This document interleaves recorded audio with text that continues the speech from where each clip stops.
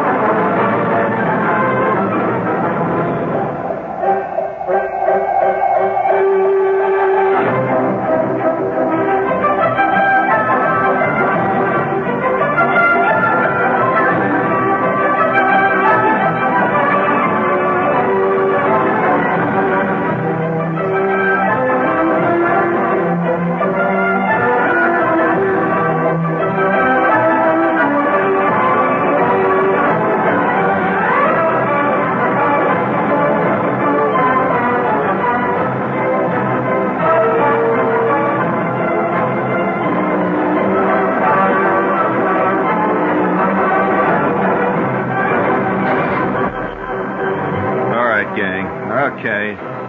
Don't try to get away. Hey, you know, I'm always collecting straws in the wind. This is a straw in the wind time here tonight. Do you mind, gang? Well, did I ever tell you about this friend of mine? Yeah, I know this guy who must be 112 years old. And, yeah, he has voted in every election since he was 21. And that was about the time that, Tyler was running. Although he says it's possible that it was Polk. He can't quite remember back to those days. But he's voted in every election. He's about 112. And the other day we're sitting there, and I said, you going to vote, Chester? Yep, sure am. I said, well, which way is it going to go? I mean, who are you going to vote for? Ain't talking. I said, you're not talking, Chester. What's the matter? You don't want to tip which way your private poll inside your head is going, huh? Is that it? Are you afraid of repercussions, huh? Yep. That ain't it. I said, well, what is it, Chester? Well, I'll tell you. I ain't never voted for a winner yet. Damn it, I don't know what's the matter. Ain't never voted. Every guy I ever voted for lost. Going all the way back to Tyler. Yes, Tippecanoe and Tyler, too. And I remember I voted for the wrong guy in that one. Ain't never voted for a winner, and I want to vote for one winner before I leave. Well, Chester, has it occurred to you that you are an absolute bell cow? That if I knew who you were going to vote for, I would know then, perforce, who's going to win the election. Yep, that's true, but I ain't saying. You know, that I think a commercial, there's thousands of commercials that come out with the painkiller stuff, they're always for the minor pains of arthritis. And most people who have arthritis will tell you there ain't nothing minor about the pains of arthritis, but they always have the minor pains of arthritis, whatever that is. That's like the brief inconvenience of a stroke. However, nevertheless, I'm sorry. But I would like to say here, though, that in the case of the election, that my friend who has never voted for a winner, have you ever voted for a winner? Well, some people are proud of the fact they've never voted for him because there are some people who believe that losers are always on the side of the angels. And then, of course, there's other people who believe that winners are always on the side of the angels. Now, I I don't know, Do you when you vote for a winner or a loser, do you feel like you personally have won or lost if you lose? In other words, if your candidate doesn't win, in fact loses, do you feel you personally have lost, like you've lost at Monopoly? Well, it depends on your own personal makeup, I suppose. I mean, you may get truculent for weeks, and walk around mad, What kind of a dumb country we're living in? They elect a cabbage head like that. Of course, you're the guy you were voting for was not a cabbage head. He was a pumpkin head. So, we're all in it together. We're all weak, I'll tell you. But this is, all part of the scene that I was talking to my friend. I says, voting for a winner, it must not, you don't want to break your string, though. At a certain point, when you've been voting for losers all your life, you'd hate like hell just before you check out to wreck a perfect record. To vote for a winner. Either that, I suppose, there's always one guy says, I always want to go out on an upbeat, go out on an up note. But we're sitting there, I'm talking to Chester, and I said, Chester, how do you think things are going in the country? Chester's 112, 115, something like that. He said, what do you mean? I said, well, how are things going, Chester? What way do you mean? I said, well, Chester, tell me how you think things are going. You always hear that. They're always taking a poll. Do you think things are getting better in the country, or are they getting worse in the country? They're always doing these silly, stupid polls. And and Walter Cronkite actually reports them with a straight face. So what about it, Chester? How do you think things are going? Damn foolishness. I said, Chester, now wait a minute. You must have some idea about this. Things ain't never been good. They ain't never been bad. They just continue to go. Nothing changes, really. Except my crick in the back. I get a crick once in a while, and especially on Monday. I said, Monday? Why Monday? Damned if I know. They'll excuse my French. He always talks about, excusing his French when he uses the word damn. But I don't know whether they use that word in French. It doesn't matter. So I've always felt that copywriters could really get to the heart of the people. If you got this guy standing there and he's holding up this bottle of this stuff, Dr.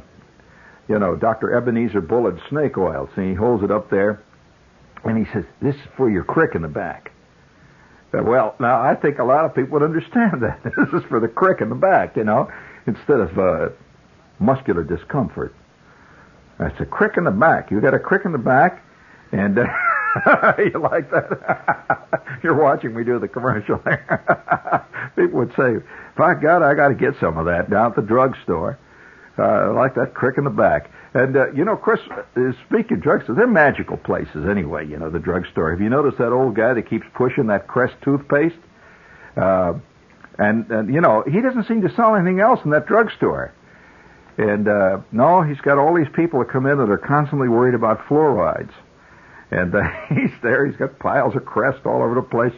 Now, I think one of the funniest commercials is this lady that comes on, and she says now she can get back to her gum chewing, now that they've developed a gum that doesn't stick on her upper plate. And have you ever heard that commercial? Oh, sure, yeah. And she's interviewed. She says, I used to envy them people who could chew the gum, and now they come out with this gum, this Freedent gum, don't stick on the plate, and I just go back and I chew now. I'm catching up, for lost time. Can't you see this bimbo sitting over there chewing away unconscious humor.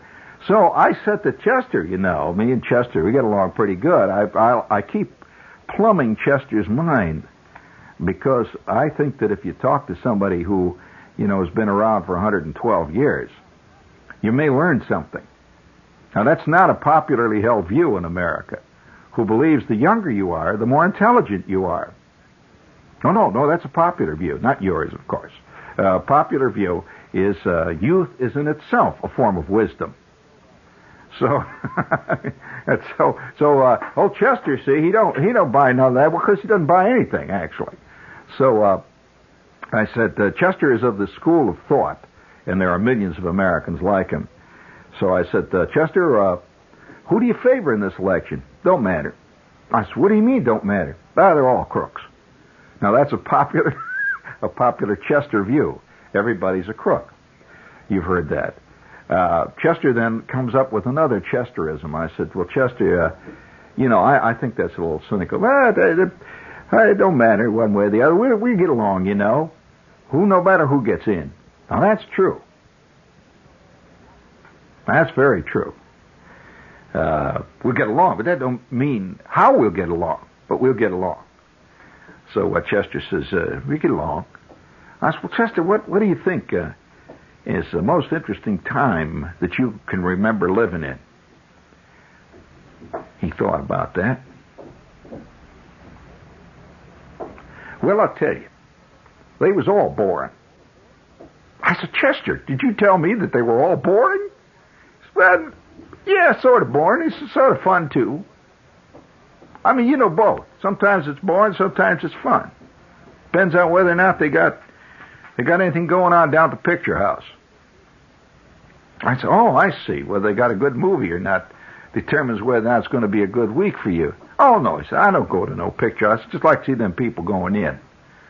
Some dumb-looking people line up in front of them movie houses, I'll tell you that. I've been going down to movie houses to watch the people that goes in the movie houses ever since Paula Negri was a girl. She was quite a girl, too, I'll tell you that. And I remember Theda Bara. Now, I remember the first time I went down past the old Orpheum, and there was a crowd waiting to see this Theda Bara. She's what they call a vamp. Well, you should have seen the nutty crowd waiting in front to see that one. I said, well, that must have been interesting. Never went in to see the picture. I just like to see them dumb people wearing them funny hats standing in front of the movie house all the time. It's the same, Same people are standing in front of that place called the Cinema 2, I believe they call it down there. There's the same crowd standing in line there with them funny pants and the dumb shoes on, and they're waiting in line there. I said, well, you're talking about the art form of our time, Chester. The cinematic adventure is the art form of our time. It is the mosaic of our day. It is the tapestry of our era. It is the majestic sculptor of the 20th century. Yeah, and a lot of that's pretty damn foolish, too. I've seen some pretty dumb tapestries in my time. That's Chester, please. You're impossible. Yeah, that's true. I think everybody is, basically. When I thought of, Chester saying about the... I'll tell you what I think is the dumbest... I think the dumbest development of our time. You really want to know what I personally think is the dumbest development? It's the insensate desire that people have to buy totally useless junk. This is the first time in the history of man where people have had so much money, and yet they're still complaining that things aren't going well in the country. They've got so much money, they can buy pet rocks. I mean, they can spend money on dumb games called unemployment. They can buy Winnebagos and campers, and they buy their kids Winnebagos and campers, and they buy their kids Winnebagos and campers, and they just go on and on. See, and I think this is one of the great, really, movements of our time. The useless crud movement. Now, I'll give you a great example of that. Now, here. Full-page ad. Look at that. Full-page ad. Do you know that you can now buy... Listen to this. This is for people who have more sense. and let's say more sense than your average walking around flea, and more money than your average walking around very successful man-eating lion. Here's if you want to spend $50 right now, you can buy an actual segment, a little piece, of the Golden Gate Bridge. Yeah. Now, wait a minute. Just a piece of the cable. What they did was replace the old cables. And they put new cables on, so they sold each little piece of the cable, which is about 1.5 inches long, and plated them with some kind of cockamamie gold plate, and they sell them for $50 a shot. It's its own piece of history. That opens up a fantastic, tremendous vista of cockamamie stuff. Just imagine now, if the New York City paving department, the sanitation department decides it's going to pave Utopia Parkway. right? You've been on Utopia, right? They go out to Utopia Park, and they get these hammers, these jackhammers, see? And you know what they're always doing? They're always chopping up the street, right? Do they realize they have priceless objet d'art piled up in that great big truck that they're going to dump over there in the dump? Every one of those pieces is a genuine piece of the Utopia Parkway. Why, do you know that you could sell that to displaced New Yorkers all over the world? All you do is take this chunk of concrete, and you mount it on a piece of plastic ebony. Not the real ebony. No, the type of person that I'm talking about finds wood itself distasteful. He likes imitation wood. That's real wood, He really likes this imitation stuff, the wood they put on the inside of cars and all that comes with a little sticky paper. You can see he likes that. So, nevertheless, you mount it on imitation wood, say a piece of Utopia Parkway, and you get a little chunk of concrete there. And underneath it, you put a little plaque. Historic portion of Utopia Parkway.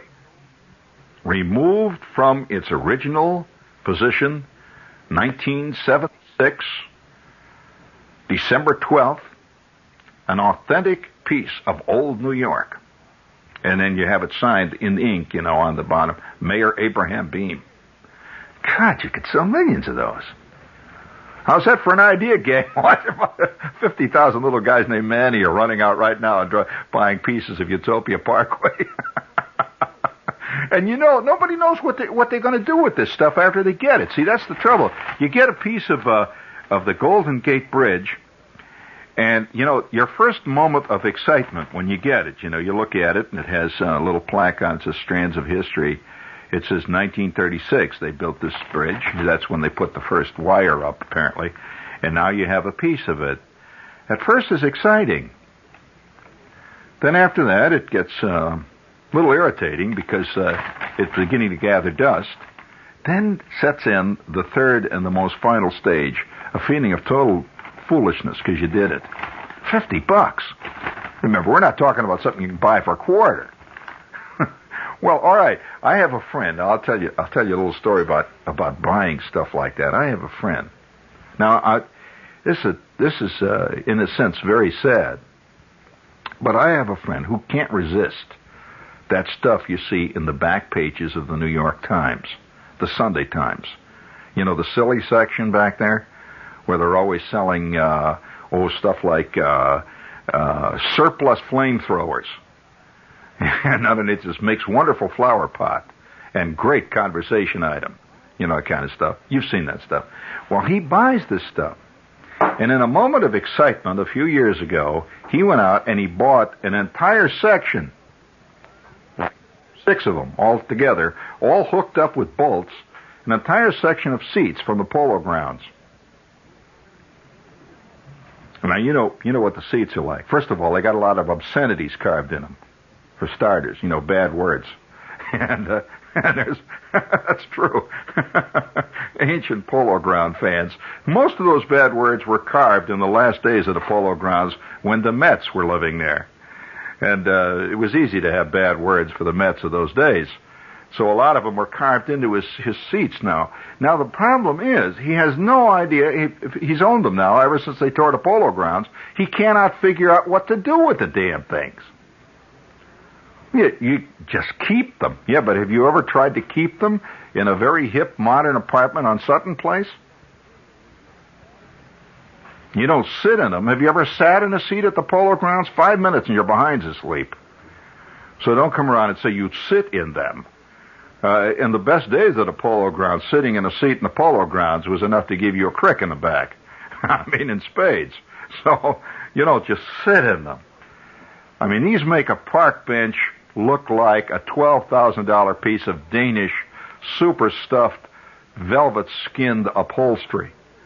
I mean, they're really bad. I don't know whether you ever see, they're little bitty things. First of all, they were built at the time when people were a very different size than they are now. The average resident of the Bronx at the time that the Polo Grounds was built was about 4'3". He had a bottom about the size of your average $50, and he'd sit there squashed in. You sat in those seats. Well, he's bought them, and he paid good money for them. He does not now, at this point, know what the hell to do with them. But yet you can't throw them out because he paid $100 a seat. You just don't throw. Yes, oh yes. This stuff does not go cheap. You don't think that these $50 strands of the Golden Gate Bridge are cheap, do you? You buy a couple of those, and you're not going to throw them out so quick. I mean, that's the problem with that stuff. Anything you buy cheap, you don't want, for starters. That's a rule of thumb of the marketplace. If they gave those Polo Ground seats away, you would not want them. But when they sent $100 a piece, you said, aha, well, one day this will be a valuable collector's item. Don't hold your breath. But, this kind of stuff is yes, I one time, I'll tell you, one of the very few times that I honestly considered myself lucky. I was really lucky. Because I had a terrible urge to do it. I went to this auction. And by the way, there are people right at this minute who are buying endless amounts of junk. There was who wrote a great short story one time about if you were to scratch the surface of the soil in a couple of thousand years, just scratch the surface of the soil. In America, let's say in 500 years, you would find under the soil this layer of useless junk that our civilization has produced. We are the civilization of junk. Absolute junk.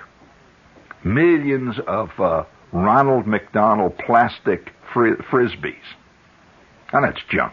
I mean, how long are you going to use your Ronald McDonald frisbee before it begins to pall on you? And what do you do with it then? Well, you give it one last frizz, I suppose. Is that what you do when you throw a frisbee? You're frizzing it? You give it one last toss, and it sails off into the distance. Somebody else picks it up and throws it. Eventually, it quietly settles down in the weeds and becomes part of the great midden heap of our time. And they'll dig it up one day. And there will be special... Yes, there will. We will possibly be known as the giveaway premium culture. They name cultures by the things that they find the most of when all is said and done. Say, if you're an archaeologist, or you go to the headwaters of the Amazon and you discover this tribe in the headwaters of the Amazon that's long since departed, and you dig in the ground and you dig where they lived, you see, and you find they all have rubber shoelaces, and they've left millions of rubber shoelaces. Then they become known as the rubber shoelace people. This is how they named them. And we could very well be the giveaway premium people, or possibly even the silly T-shirt people. That may fit. But if you dig underneath the surface, you will find things which I suspect would embarrass all of us if they're going to be found 1,000 years from now. And I almost bought one. I'm very glad I escaped it. I was standing... You see, this is the flea market nuttiness. I mean, the flea market, 50 years from now, people are going to have it very difficult to explain what the flea market fad of the 70s was about. In other words, people took all their junk, sold it to other people, and then went out and took the money that they got from selling their junk and bought other junk, which they then took home and installed in their house. In other words, we're constantly interchanging our junk now. And, rather than throw it away, we just interchange it. So this flea market thing, has got a long history. And the history is connected with what we call the auction syndrome. People will buy things at auction, and any good auctioneer will tell you this, that they would not dream of buying if they were sane. They lose their sanity in an auction. I ever tell you about the time that me and this guy bought an elephant foot umbrella holder? Yeah, it was a hollow elephant foot. You ever seen an elephant foot? You know what an elephant's foot looks like? Well, it was an elephant's foot that had been hollowed out, and you put umbrellas in it. Now, we bought this for a specific purpose. We paid $3.75 for it, and it wasn't worth a penny of it. It was terrible. But that, at that point I realized what madness takes hold of you. And one time I went to the same friend. He used to go to these things at the post office. They have a little thing that says unclaimed packages, right? Unclaimed packages. It says job lots. It says unopened packages. Open bidding. So we went to this place, and we're all standing around. They had all these packages. They weren't open. You ever gone to one of those? You have? Well, most of them are open packages. These are unopened packages.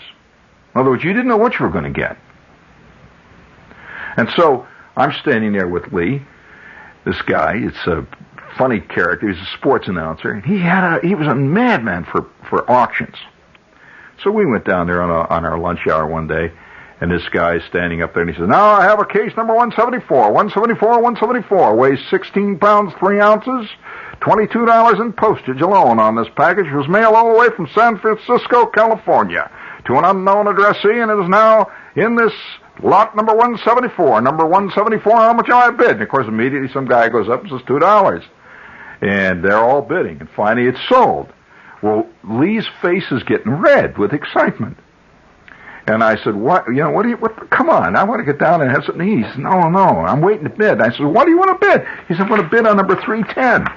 I looked down at number 310, and it was just a package. It said, I said, "Why that one?" He said, "I don't know." He said, "There's something about it. I think there's something in that." He said, "I got a feeling."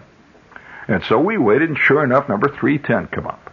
And the auctioneer says, "And now we have number 310, number 310, number 310 on the catalog. Number 310 is a package that is 4 feet by 2.5 feet thick by 1.5 feet wide. This package was mailed in Utah. It was mailed in Salt Lake City, Utah, 7 months ago to an unknown addressee. This package weighs 17 pounds, 12 ounces. How much am I bid on this sealed package? Let's take the first bid. Who's the first bidder?" Up goes a guy, $2. Anyway, my friend bought this package for $35. Well, that's the way this stuff is. What do you mean, wow? I'll tell you, you can sell burnt-out light bulbs at a flea circus for up to $5 a piece. Just say genuine burnt-out light bulb. People say, "Oh, that's a great..." They don't make them like that anymore. Terrific thing, Well, we took this package, and both of us carried the damn thing home, back to the office where we carried it. He was excited. He was going out of his bird. What's in it?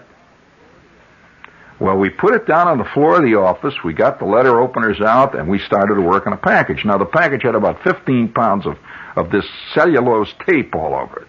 And it was really wrapped up, and it said fragile all over it, immediate rush delivery and all that. Somewhere along the line, the addressee's name had been washed off, and they didn't know where the hell it came from, where it was going. And now here it is.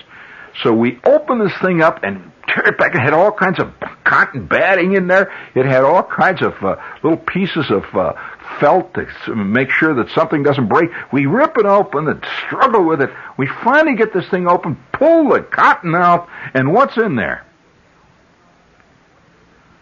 Well, I'll tell you. He bought probably 15,000 tiny plastic pencil sharpeners. You know the little kind you stick your pencil in? You know the kind you see down at the dime store? The kind, by the way, that never work? You've seen those things? I said, "What the hell are you going to do with the pencil sharpeners, Lee?" "Boy, I sure won't need any more pencil sharpeners, will I?" I said, "Lee, first of all, nobody uses pencils anymore. They all use ballpoint pens. Now, if you can find 2 or 3 old codgers that are still using pencils, maybe you could sell 1 or 2 of those for maybe a nickel. What are you going to do with the rest?" "Well, that's worth a lot more than $35. I said, "It's worth a lot more than $35. Where?" "Only to you." That's the secret of the auction. Right there. See, feeling that you're going to get something that's worth fantastic amounts. And furthermore, the more useless it is, the more you defend it. You think he says, oh, look what I bought. This is stupid.